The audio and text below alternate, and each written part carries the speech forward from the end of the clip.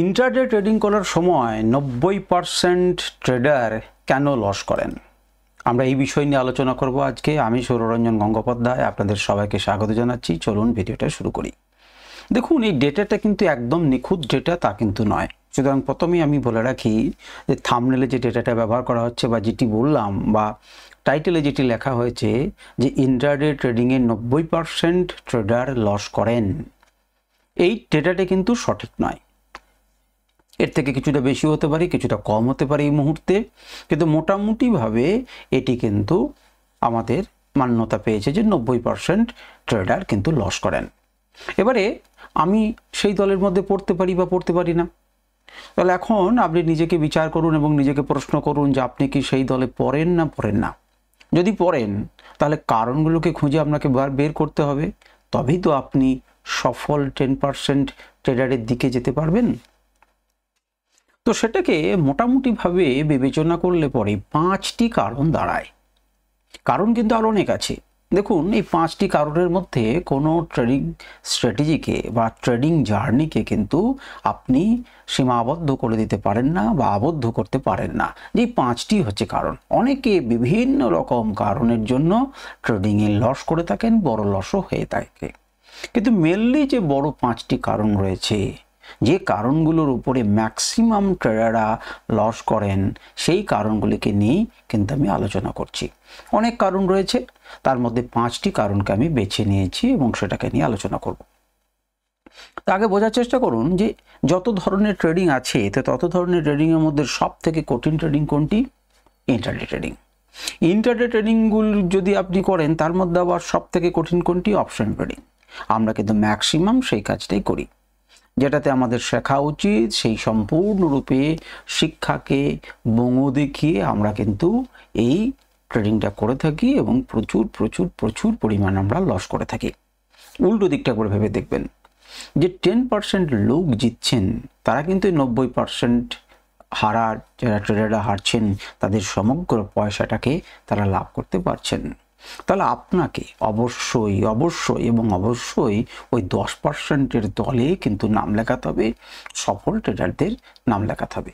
তাহলে আপনি আপনার ট্রেডিং জার্নিটাকে, ট্রেডিং স্টাইলটাকে একবার চোখ বন্ধ করে ভাবুন, কোনো কিছু না তাকিয়ে, আমি কি বলছি না শুনে, সে কি বলছে না শুনে, নিজেকে নিয়ে একবার বিশ্লেষণ করুন। এটি এই ভিডিওটি দেখার পর কিন্তু আপনি করবেন। এটি হচ্ছে সব থেকে দরকারি একটি জিনিস, যে নিজের আত্মসমালোচনা করবেন, নিজের পদ্ধতিটাকে আবার একবার ভাববেন, কোন কোন জায়গাতে ভুল করছেন সেগুলোকে দেখবেন, যে কি কি কারণের জন্য আমি ভুল করলাম। আপনি সব থেকে বড় শিক্ষক, এটি মনে রাখবেন।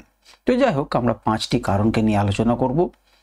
আপনারা কমেন্টে আমাকে বলুন, যেমন অনেকেই লিখেছেন, আমি সেই কমেন্ট থেকেও কিছু কথা আজকে বলবো, যে কেউ 13 লাখ লস করেছেন, কেউ 7.5 লাখ টাকা লস করেছেন, হিউজ আপনারা লস করেছেন। আজকে বলুন যে ইন্ট্রাডে ট্রেডিংয়ে সবচেয়ে বেশি লস আপনি কত করেছেন। তাহলে আমি পরের সাইকোলজিক্যাল যে ভিডিও আমি কোনোদিন দেব, সেখানে কি ধরনের সাইকোলজি রাখা উচিত সেটা নিয়েও কিন্তু আমি আলোচনা করতে পারবো। তো যাই হোক, প্রথম যে বড় একটি কারণ, সেই কারণটি হচ্ছে ওভার ট্রেডিং। ওভার ট্রেডিং নিয়ে আমি অলরেডি ছোট ভিডিও, বড় ভিডিও, রিলস অনেক রকম করেছি।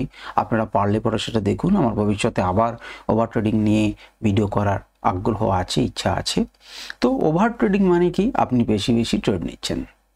দেখবেন যারা বেশি ট্রেড নেয় তারা লাখের উপরে নির্ভর করে, যে আমার লাখটা কেমন কাজ করছে, একটু দেখে তো লাখটা ট্রাই করি। লাখের উপরে আপনি ট্রাই করতে যাবেন না। আপনার সিস্টেমে আসবে, আপনি কিনবেন, আপনি উপযুক্ত মনে করবেন, কিনবেন। কিন্তু মুহূর্তে আপনার লস হলে আপনি মুহূর্তে আবার উল্টো দিকে একটা ট্রেড নিয়ে নিচ্ছেন, ভাবছেন যে এটা কিন্তু এবার লাভ হারাবে, দেখছেন আবার সেখান থেকে আবার মার্কেট ঘুরে গেছে। তাহলে ওভার ট্রেডিংকে প্রথম এবং প্রধান আপনাকে বাদ দিতে হবে। তবে ব্রোকারেজ যোগ হবে এবং দেখতে পাবেন যদি হিউজ পরিমাণ লস। এই মাত্র এক্ষুনি এই ভিডিও শেষ করার পরে আপনি রাত্রে যখন সময় পাবেন তখন একবার আপনার পুরো পিএনএলটাকে আপনি দেখার চেষ্টা করুন উইথ ব্রোকারেজ। আপনি দেখবেন যে কত ব্রোকারেজ আপনাকে দিতে হয়েছে, কত টাকা আপনি ফালতু দিয়েছেন, একটু ভাবনা চিন্তা করার চেষ্টা করবেন। ওভার ট্রেডিং হচ্ছে আপনার শত্রু, একে আপনাকে বাদ দিতেই হবে।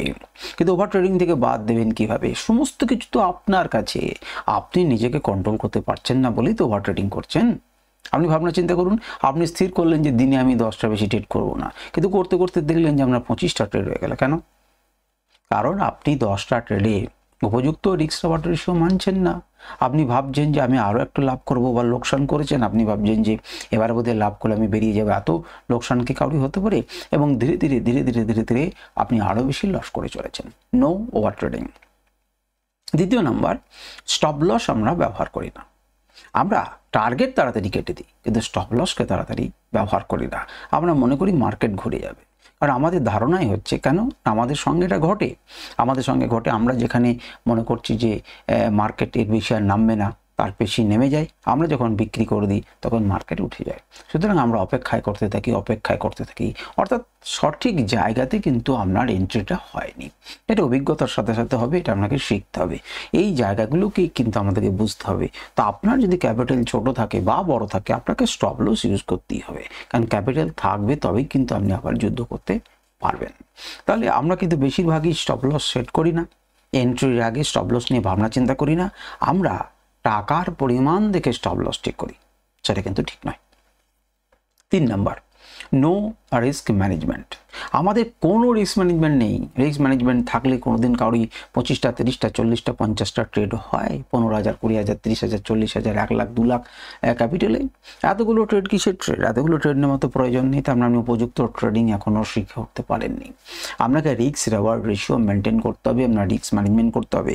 যদি আপনাকে হাজার হাজার কোটি টাকাও দেওয়া হয়, লক্ষ কোটি টাকাও দেওয়া হয়, এবং আপনি যদি রিস্ক ম্যানেজমেন্ট না করতে জানেন, তাহলে আপনি পথের ভিখারি হবেন, এই কথাটাকে মনে রাখুন।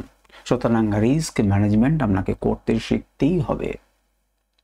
এখন ঘটনা হচ্ছে যে অনেকে বলে 1:3 কাজ করছি, এত স্টপ লস দেবো, শুধুমাত্র এইটুকুই কিন্তু রিস্ক ম্যানেজমেন্ট নয়, আর অনেক কিছু রিস্ক ম্যানেজমেন্ট আছে। যাই হোক, 4 নাম্বার হচ্ছে পয়েন্ট, যেটা হচ্ছে ইন্ডিকেটরের উপরে পুরোপুরি আপনারা ভরসা করেন। ইন্ডিকেটরের উপরে পুরোপুরি কিন্তু ভরসা করলে চলবে না। আমাদের প্রচুর আমি লোকেদের দেখেছি ইন্ডিকেটরের উপরে ভরসা। আপনার কাছে সঠিক ইন্ডিকেটর কি আছে? নেই। আপনি একটা ল্যাগিং ইন্ডিকেটর নিয়ে কাজ করছেন এবং তার ভরসাতেই কাটিয়ে দিচ্ছেন। আপনাকে প্রাইস অ্যাকশন কিন্তু বুঝতে হবে। এই নিয়ে কিন্তু আমি ভিডিও করেছি যে কোনটা important, price action and indicator, আমি দুটোকে ব্যবহার করব। তাহলে প্রাইস অ্যাকশন সম্পর্কে আমার দারুণ নলেজ থাকতে হবে। আপনি মনে করছেন যে একটা ট্রেন লাইন এঁকে বা একটা লেভেল এঁকে নিয়ে আপনি প্রাইস অ্যাকশন বুঝে গেছেন, তাহলে কিন্তু আপনার ভুল ধারণা হচ্ছে।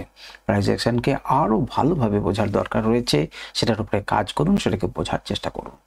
ইন্ডিকেটর আপনাকে সহায়তা করবে, কিন্তু সবসময় ইন্ডিকেটরই আপনাকে প্রধান কথা বলবে, আসল কথা বলবে তা কিন্তু নয়। অর্থাৎ আপনাকে ইন্ডিকেটরের উপরে নির্ভরশীলতা কমাতে হবে, তার সঙ্গে সঙ্গে ইউজ করতে হবে প্রাইস অ্যাকশন আর অন্যান্য জিনিস, চলন বুঝতে হবে, তবে কিন্তু একজন ভালো ট্রেডার আপনি পরিণত হবেন। 5 নাম্বার হচ্ছে নিউজ এবং মার্কেট সেন্টিমেন্টকে কিন্তু এই সাধারণ ট্রেডাররা বুঝতে পারেন না। নিউজটা কি বলছে, নিউজগুলোকে বোঝার চেষ্টা করুন, নিউজের ভিতরের আসল কথাটাকে বোঝার চেষ্টা করুন, তাহলে পরে আপনি কিন্তু, এবং সেন্টিমেন্ট কি হতে পারে সেটাকে বোঝার চেষ্টা করুন এবং সেটা সেইভাবে কাজে লাগান। আপনি দেখবেন যে নিউজ একটা শুনলেন, কিন্তু সেই নিউজটা আপনাকে খাওয়ানো হলো না তো। নিউজ একটা শুনলেন মানে তো শোনানো হলো না তো। নিউজ একটা শুনছেন, কিন্তু সেই নিউজটা বাসি নয় তো। নিউজ একটা শুনছেন, তার এফেক্ট মার্কেটে আগে চলে আসেনি তো। সেটা কতটা পরিমাণ এফেক্ট দিতে পারে, সেই পরিমাণ ঘটনা কি ঘটলো? আমি আজকে দুম করে একটি ঘোষণা করে দিলাম, যে এমন একটা ঘোষণা করলাম যাতে মার্কেটে কি হচ্ছে, মার্কেট আপনার বুলিশ হবে, কিন্তু সেই বুলিশটা কত দূর হবে? 700 800 1000 2000 5000 পয়েন্ট, একটা তো তার মাত্রা আছে। তাহলে তার সেই রকম গুরুত্ব অনুযায়ী কিন্তু একটা কোম্পানি ততটা হতে পারে। এটা কিন্তু অভিজ্ঞতার সাথে সাথে এবং মার্কেটকে, নিউজকে ভালোভাবে বুঝতে বুঝতে বুঝতে বুঝতে আপনি কিন্তু বুঝবেন। সুতরাং এই জিনিসটাও কিন্তু সমস্ত লোকেরা কি বোঝে না। ফান্ডামেন্টালসের নিউজ, ফান্ডামেন্টালসের অ্যানালিসিস কিন্তু আপনাকে করতে শিখতে হবে। তাহলে আমি তো বুঝে গেলাম এই 5টি কারণ হচ্ছে 90% ট্রেডার কেন লস করেন সেই জিনিসটা। এবারে আপনাকে কি করতে হবে? আপনাকে বলতে হবে যে কি করলে পরে আমি জিতবো। আমাকে কি করলে পরে আমি জিতবো? প্রথম নম্বর হচ্ছে আপনাকে একটা পারফেক্ট স্ট্র্যাটেজিকে বার করতে হবে। এই যে কথাটি বলে দিলাম, পারফেক্ট স্ট্র্যাটেজি, পারফেক্ট স্ট্র্যাটেজি বলে কিছু হয়? 100% পারফেক্ট স্ট্র্যাটেজি বলে পৃথিবীতে কিছু হয়। এটি প্রো টিপস, এটা হচ্ছে প্রো টিপস। 100% পারফেক্ট স্ট্র্যাটেজি বলে কিছু হয় না। স্ট্র্যাটেজি সবসময় একই রকমভাবে কাজ করবে তাও নয়, কিন্তু আপনাকে তারই মধ্যে সঠিক একটি জিনিসকে খুঁজতে হবে এবং সেই মতোই কিন্তু আপনাকে ট্রেড করতে জানতে হবে। তার উপরে ভরসা রাখতে হবে, ধৈর্য ধরতে হবে। দ্বিতীয় নাম্বার হচ্ছে আপনাকে রিস্ক ম্যানেজমেন্ট ফলো করতে হবে, গ্যারেন্টি। আমি আগেও বলেছি। তৃতীয় নাম্বার কি করতে হবে, তার উল্টোগুলো করতে হবে। যেমন স্টপ লস আপনাকে ব্যবহার করতে হবে। মার্কেটে যখন আপনি ট্রেড নেবেন তার আগে যেন আপনার এন্ট্রি এবং এক্সিট পয়েন্ট ক্লিয়ার থাকে, প্ল্যান যেন রেডি থাকে, তবে আপনি ট্রেড নেবেন। আপনি একবার নিজেকে জিজ্ঞাসা করে দেখুন, এর আগেও আমি বারবার বলেছি যে ম্যাক্সিমাম লোকের কিন্তু ট্রেড নেওয়ার সময় কোনো রকম প্ল্যান থাকে না। তিনি এখানে এন্ট্রি নেবেন, একটা কথা ভাবলেন, কিন্তু কোথায় এক্সিট করবেন, কোথায় টার্গেট হবে তার কিন্তু কোনো রকম জানা নেই, স্টপ লস জানা নেই। তাহলে স্টপ লস এবং টার্গেটকে কিন্তু আগে ঠিক করুন। তৃতীয় নাম্বার হচ্ছে, চতুর্থ নাম্বার হচ্ছে আপনাকে মার্কেটের স্ট্রাকচারকে বুঝতে হবে। বারে বারে প্রত্যেক দিন মার্কেটের স্ট্রাকচারকে মাথার মধ্যে ঢোকাতে হবে। ওই যে আগের দিন আমি বলেছি মাত্র 80 জন না 85 জন আপনারা দেখেছেন, যে মার্কেটের চলনটাকে বুঝতে হবে, স্ট্রাকচারটাকে বুঝতে হবে। স্ট্রাকচারে যেটা ব্যাকরণগত স্ট্রাকচার, আবার ভিতরেরও স্ট্রাকচার আছে, সেইগুলোকে ভালো করে আপনাকে বুঝতে হবে। প্রাইস অ্যাকশন বুঝতে হবে, সেটার উপরে জোর দিন। আর ওভার ট্রেডিং করবেন না। আগুনে হাত দিয়ে একটি প্রতিজ্ঞা করুন যে দিনে এতটির বেশি আমি ট্রেড করব না। এখন আমি বললাম এতটা, সেই এতটাকে 2টো না 3টে না 4টে না 5টা, সেটা আমি আপনাকে বলে দিতে পারবো না। আপনার ক্যাপিটাল, আপনার চরিত্র, আপনার সাইকোলজি সম্পর্কে আমার কোনো জ্ঞান নেই। আমি যদি আপনার সঙ্গে বসি, আপনাকে যদি জানি, আপনাকে যদি শুনি, আপনাকে যদি বুঝি, তবে আপনি পারফেক্টলি আপনার জন্য একটি কিছু তৈরি করতে পারি, কিন্তু সেটি আমার পক্ষে করা সম্ভব নয়। সুতরাং আপনি নিজে সেটাকে বুঝুন। আমি পথটাকে বলে দিলাম যে ওভার ট্রেডিং এড়িয়ে চলুন। তো ওভার ট্রেডিং এড়িয়ে চলবো, আমার জন্য 15টা ট্রেড হতে পারে, আপনার জন্য 5টা ট্রেড হতে পারে, কারোর জন্য 20টা ট্রেড হতে পারে, কারোর জন্য 30টা ট্রেড হতে পারে। তার জন্য কোনো ট্রেড নয়, তিনি একটি প্লে করে দিয়ে লম্বা সময়ের জন্য খেলছেন, এমন হতে পারে। সুতরাং এই যে দেখুন, কদিন আগে আমি বলেছিলাম এই খেলছেন শব্দটা আমিও কিন্তু প্রয়োগ করলাম, এটা কিন্তু ঠিক নয়। অর্থাৎ কোনো একটা প্লে করছেন, উনি স্ট্র্যাটেজি প্লে করছেন, সেটাকে আমি খেলছি বলছি। স্ট্র্যাটেজি একটা প্লে করলেন বা লাগু করলেন, চালু করলেন কোনো কিছুর ওপরে, হতে পারে। সুতরাং আপনি কোন ধরনের ট্রেডার, আগে সেটাকে বুঝতে হবে। ম্যাক্সিমাম লোক এই জায়গাটাই ভুল করে যে আমি কোন ধরনের ট্রেডার, এটা না বুঝেই ট্রেডিংয়ে লাফিয়ে যায়। আমি স্ক্যাল্পিং নাও করতে পারি, আমার সুইংটাই ভালো হতে পারে, আবার আমার সুইংটা আসতে পারে না, অত ধৈর্য আমার নিয়ে আমার স্ক্যাল্পিংটাই আসতে পারে। সুতরাং আপনার চরিত্র অনুযায়ী সেটা কিন্তু ঠিক করতে হবে, তবেই একটি ভালো স্ট্র্যাটেজি তৈরি করা যেতে পারে। আপনারা কমেন্ট করে আমাকে জানান যে আপনাদের জীবনে ইন্টারডে ট্রেডিংয়ে সবচাইতে বড় লস কখন হয়েছে। আজকের আলোচনা আমি এই পর্যন্তই রাখছি।